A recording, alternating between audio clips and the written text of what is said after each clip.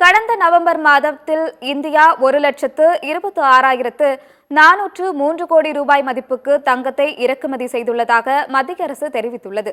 கடந்த 2023 நவம்பரில் 29,262 கோடிக்கு தங்கம் இறக்குமதி செய்யப்பட்ட நிலையில் 2024 நவம்பரில் தங்கம் இறக்குமதி அதிகரித்துள்ளதாக தெரிவிக்கப்பட்டுள்ளது.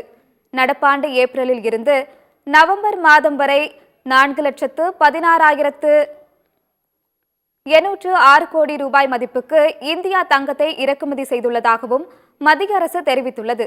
இந்தியாவின் தங்கம் இறக்குமதி இவ்வாண்டு அதிகரித்ததால் வெளி வர்த்தக பற்றாக்குறை உயர்ந்துள்ளதாகவும் மத்திய அரசு விளக்கம் அளித்துள்ளது. ஏற்றுமதி மதிப்பை விட இந்தியா இறக்குமதி செய்யும் பொருட்கள் மற்றும் சேவைகளின் மதிப்பு அதிகமாக உள்ளதாகவும் தெரிவிக்கப்பட்டுள்ளது.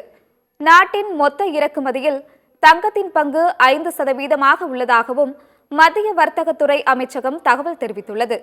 திருவிழாக்கள், திருமண காலத்தில் இந்தியாவின் தங்கம் இறக்குமதி நவம்பர் மாதத்தில் உயர்ந்துள்ளதாக நிபுணர்கள் தெரிவித்துள்ளனர்.